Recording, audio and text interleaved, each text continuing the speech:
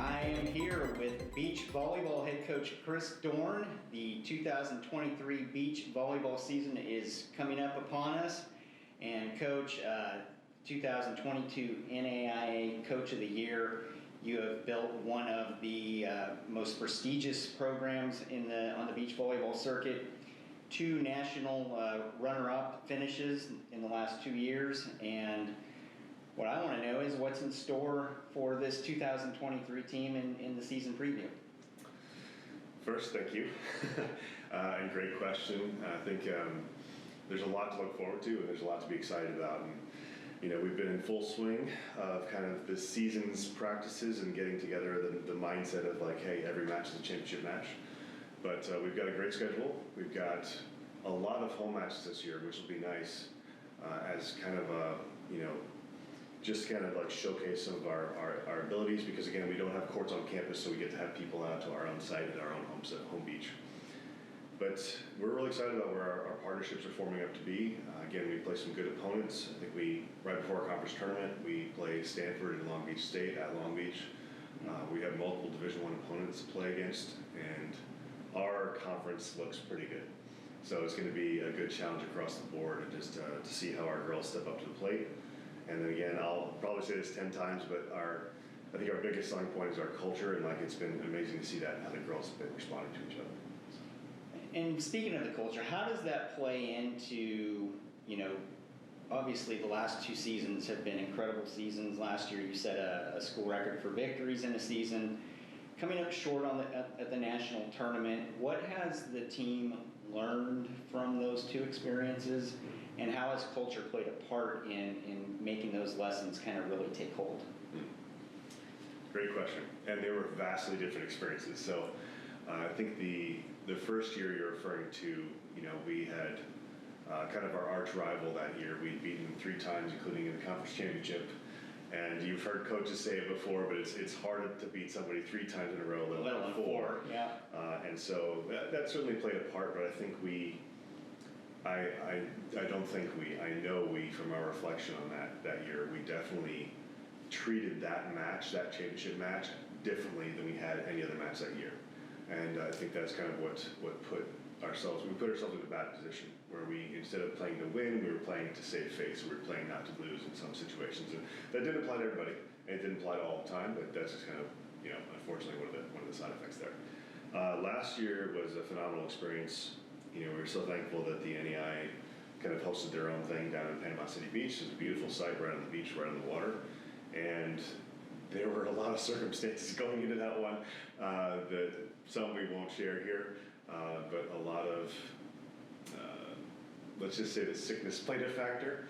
And that's not to take anything away from our opponent, because Corbin played a great match, but it was definitely something we had to come back and reflect from.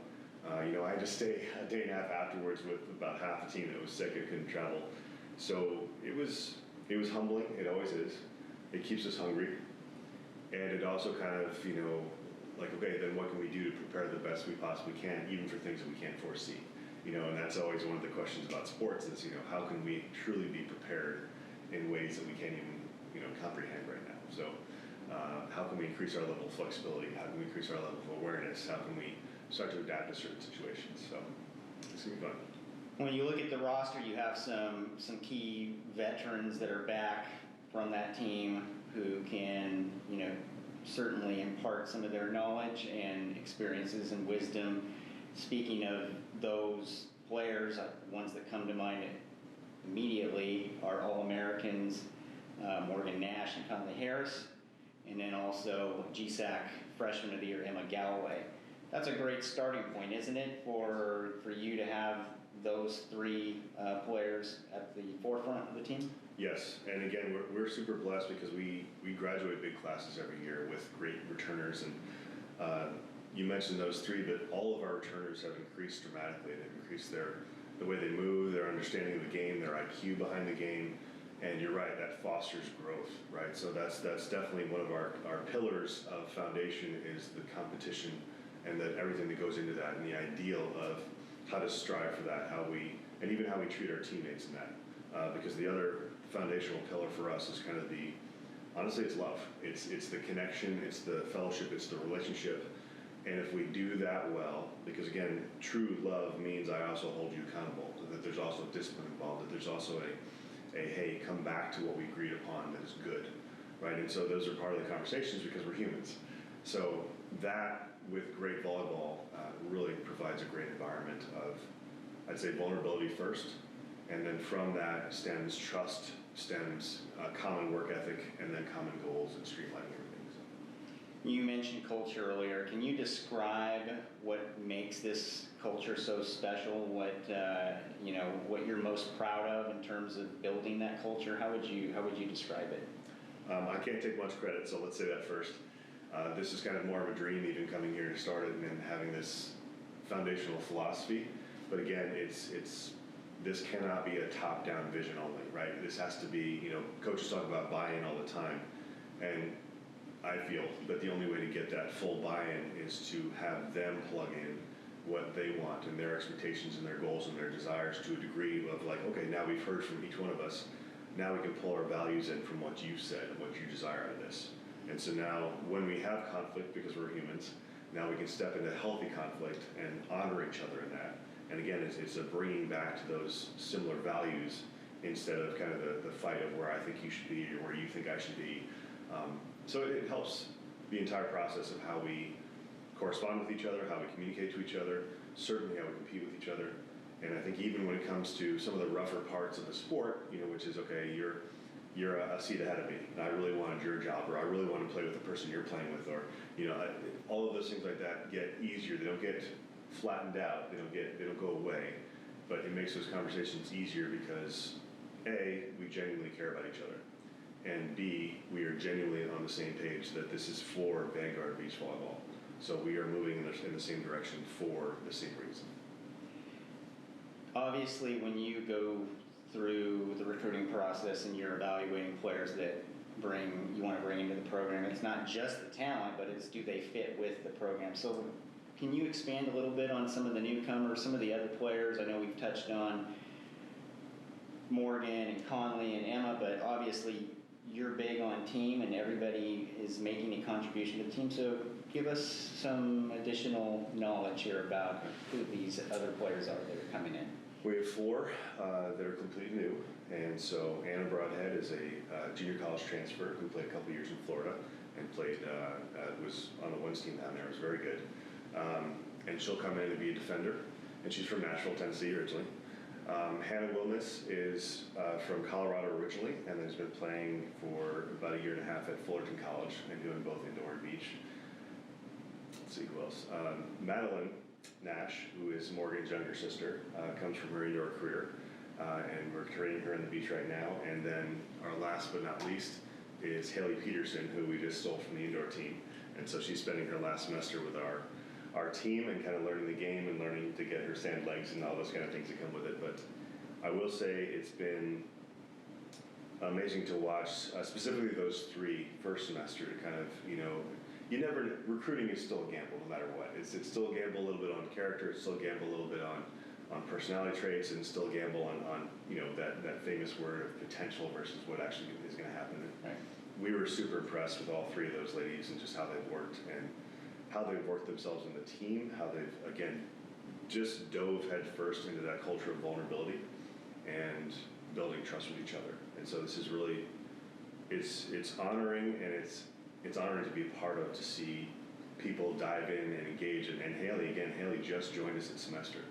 And same thing, she dove right into some of our team retreats and our team bonding and dove right into some depth about her personal life and just how we connect on those levels. So I'm very excited about this whole team. And what about some of the other returners that saw the court last year that could be making contributions this year? Yeah, I mean, I can literally name everybody.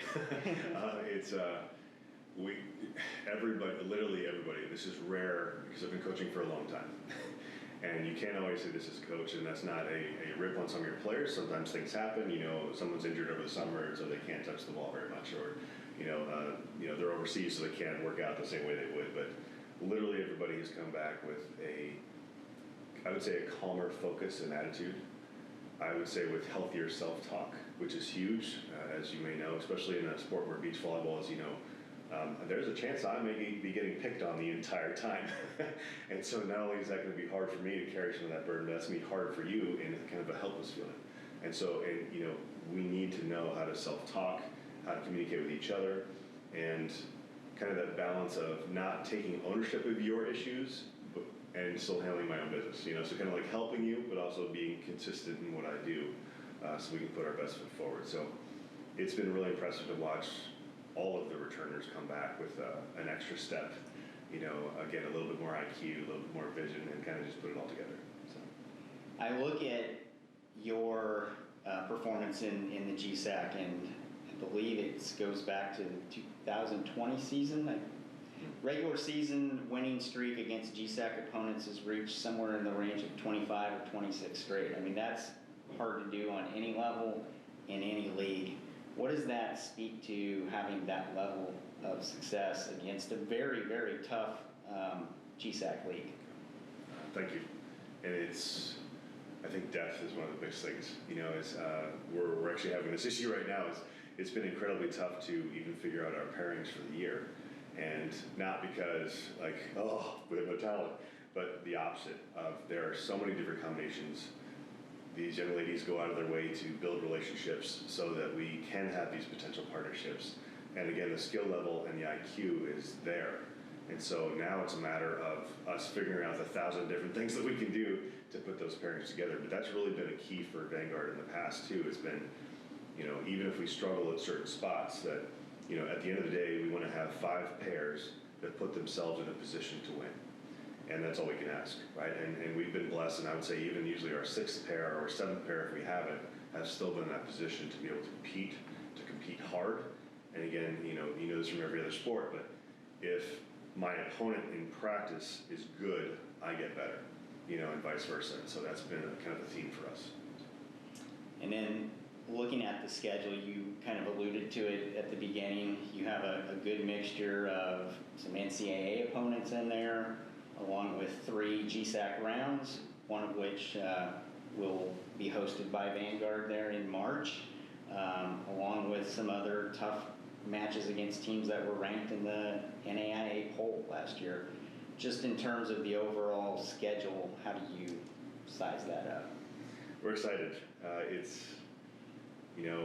There's a couple nice things about beach volleyball. Number one, we usually get to be outside. It's usually nice in the spring, knock on something.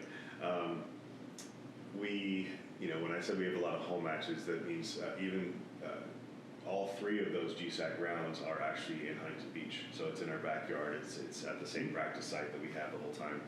It'll be excellent to host the GSAC tournament again. And yeah, it's a good combination because even our road trips are not super far away, minus the trip to Arizona that we'll do in about a week and a half. Most of them are still pretty local. We get a great home crowd that follow us around. And it's to the point where it's kind of a good break to get away from campus sometimes, still have some of that team bonding, still go kind of, dip our toes in somebody else's, courts and see how we do there, and in different environments. But it's still kind of not as hard as some other sports have it with the amount of travel we have. So it's a strong schedule, and like you said, it's also packed with some good people at the Division I level, but also certainly some of the toughest in our division as well. So I got to ask, you end the regular season playing Long Beach State and Stanford, 2 teams that have been, ranked pretty high on the NCAA level. Was that a strategic decision leading into the GSAC tournament to put yourself up against that level, that caliber of competition before going into your league tournament? Great question, and I would say I would love to take the complete credit, but there is certainly a balance of, because their schedules are slightly different than ours. So there's a working out, okay, there's some strategy to that for sure, because again, like coming from some of my past teams, that's one of the ways that we have been so successful is like, hey, you compete hard, just like we talked about in practice. Even if I compete on a tougher schedule, that does prepare me for the long road. And that's kind of the idea behind that. And the timing just ended up perfect with them inviting us as well. So it's kind of a 2-for-1.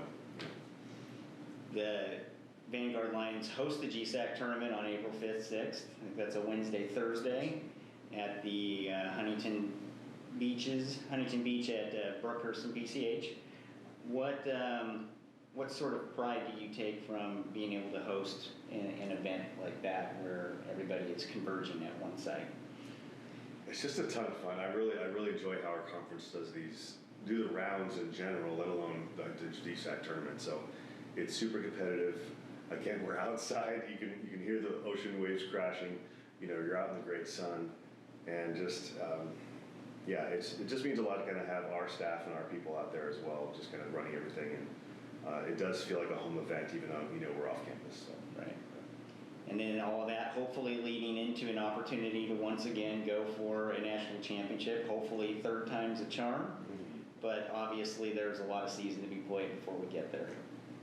Agreed. Well, opening match is coming up on February 17th, and 2 months of hopefully exceptional volleyball and good health for all the girls. Come on out, support your Lions, and Coach, we wish you a great season. Thank you very much. Thank you.